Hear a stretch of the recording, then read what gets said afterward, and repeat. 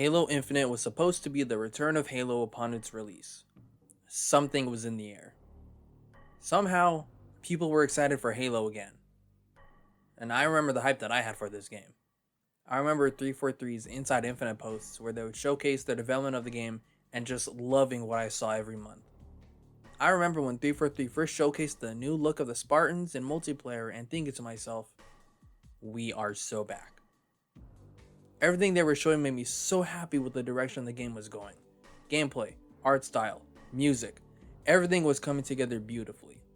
And then the multiplayer dropped a month early? What a time to be a Halo fan. This was the next stage of Halo. But then, there was nothing. Or at least, what felt like nothing. For about a year, not a lot was done with the game. 2 6-month seasons made the game lose the immense traction it gained on release. However, I still played the game fairly often. I was just in love with the gameplay, and also I just wanted those sick weekly rewards. But despite my love for the game, even I started to not play it as much. I thought, I hope we get at least something else. Then it happened. The Winter Update. The Winter Update brought a new battle pass with unreleased Reach cosmetics that were finally coming to Infinite. Those beefy shoulder pads with those sick knives on them. The Mark V. 2 new maps. And Forge. And not only that, a couple weeks after, the custom game browser released earlier than expected. Honestly, this felt like a season's worth of content and what 343 just described as a small update to hold us until season 3. And let me tell you, I was back in. It felt like something had changed with this game. Like, the game that I enjoyed was finally getting some love from the developers. After the Winter Update, we finally got season 3. And you know what? That was a pretty good update. We got 3 new maps, new cosmetics, and a new weapon, well, for Infinite, and also new equipment as well. This update was pretty good, and I enjoyed it quite a bit. However, I did find myself getting a little burnt out. I don't think this was necessarily the fault of the game at the time, more so just that I played it for so long in the worst state that that was season 2, that I just couldn't play it anymore and I needed a break. However, eventually I did come back when they brought in the Community Collection update, which added a bunch of Forge maps into matchmaking. Community made maps into matchmaking. This was great and showed the possibilities of Forge. But yeah, this update was pretty good, but I felt like it didn't have the impact that 343 wanted. However, the next update definitely did. Now, here's the main event of this video. Halo Infinite Season 4, Infection. What I think many consider the best season of the game so far, including myself. We got a whole new battle pass again with the awesome hazmat core that I really love. And also the prices of the store being lowered the previous year, some of the new armor looked buyable. This update brought back the titular mode, Infection. And I think that the game handled Infection very well. For one, I liked how survivors actually had to look for weapons and ammo around the map, instead of just waiting for their own to get low.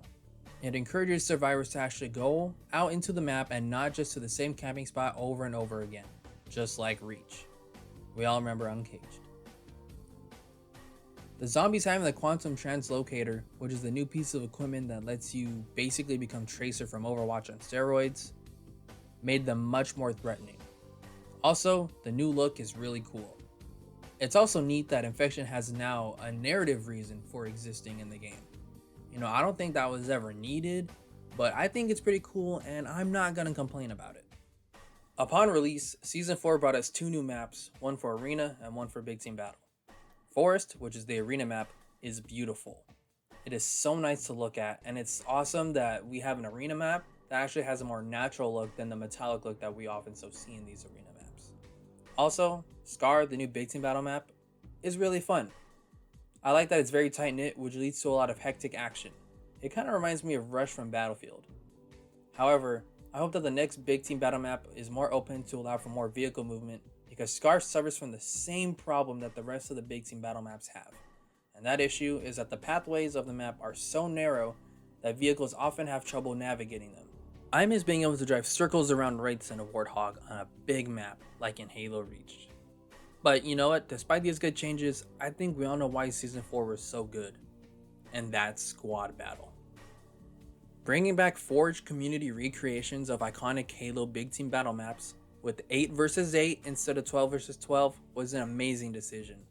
This playlist was an awesome collaboration between 343 and the community, and I felt that it was a very good gesture of good faith to the community. Squad Battle brought the flow of the older Halo games with maps like Zanzibar, Valhalla, and Rat's Nest making their return to the game. Then, a couple of weeks later, they brought in Waterworks and Exile from Halo 2 and Halo 4 respectively. I remember the hype surrounding this playlist release. I saw people on Twitter celebrating. I even saw people saying how they'll give Infinite another try. Heck, even a personal friend of mine gave the game a try again, and now we play the game daily. And he even told me that he was gonna recommend the game to other friends of his. And this is what I've noticed is now a more growing sentiment in the gaming community at large. That something in the air at the time of Infinite's release is slowly coming back. The energy and just overall vibe surrounding Infinite has changed from what it was before.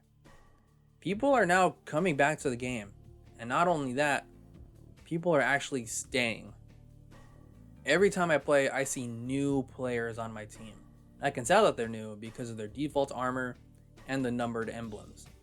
Seeing these newbies come back to the game brings a tear to my eye and makes me extremely hopeful for the future of this game. 343 has the opportunity to redeem themselves and their game once again. What happened with the Master Chief Collection can easily happen to Infinite right now. Infinite already has garnered a lot of positive feelings by the Halo community and just the gaming community at large.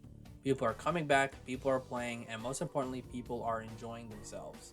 So what can they do to keep this hype going? Well, I have a few suggestions actually. My first suggestion is that 343 keeps on adding community-made Forge maps into matchmaking.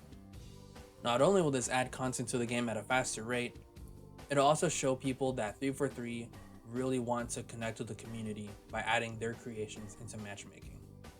Not only do we benefit because we get more content, but also they benefit because it's good for their public image. Having community maps drop in between dev maps will not only keep up a good cadence, but will also make everybody happy as well. On a similar note to that last point, again, Forge. 343 needs to keep updating and adding things to Forge as much as they can. Forge is already in a great spot and is the most complex and layered Forge mode that we have ever had. What 343 needs to do now is give us the ability to place Campaign AI into Forge. Campaign AI into Forge will do many great things. For one, the Halo community has been literally asking for this ever since Forge came out back in Halo 3. Every single time there's a new Forge mode, people are always asking, can we place enemies? Can we place Campaign AI? And while we haven't been able to do that in past games, I think 343 has the ability to add this now into their own Forge mode in Infinite. Imagine the amazing things that the community will be able to make with Campaign AI and Forge. At that point, people can start making their own campaign levels in Halo Infinite's Forge. Like, that is the dream come true. The biggest thing for me, and I'm sure for a lot of other people, is more PvE content. Now, I know what we've been seeing around flowing on the internet, but as of now, we do not have any PvE content in the game besides the campaign. And don't get me wrong, I think the campaign is pretty good. I liked it a lot more than Halo 5, that's for sure. But even that campaign suffers from some replayability compared to the other games. But I think that if we do end up getting Firefight, I think it'll bring a lot of people back and it'll actually make them stay. I've already said that I'm staying in this game, but if they really did bring back Firefight, I think that I would be a permanent player. That is the one thing that's been missing for me from this game, and I hope that they add it soon. These few updates over the past year have really turned this game around, and I have to give 343 props for just not throwing in the towel and just making a new game. While I'm sure there are new games in development, I appreciate the fact that they took the time in to update Infinite into a pretty good game. It took us a long time to get here, and I wish it didn't take so long, but I appreciate that we're here nonetheless. FIFA 3 has a really good opportunity right now to turn the perception of Halo Infinite around, because that is the biggest problem that the game has against itself. People just always trash talk the game, and I think the game is actually in a good state right now, but I can see why people are apprehensive to return and to call it good. The launch conditions were not that good, and all FIFA 3 can do now is just show us that they're in it for the long run and want to show that they support this game. And I think with enough updates, quality of life updates, menu stabilization, other things like that, even with just more content, I think people are going to start coming around to this game a lot more than they already have with Infection. Thank you for watching, and like and subscribe. There'll be more videos coming out. And again, I appreciate you reaching it to the end of this video. And yeah, peace out.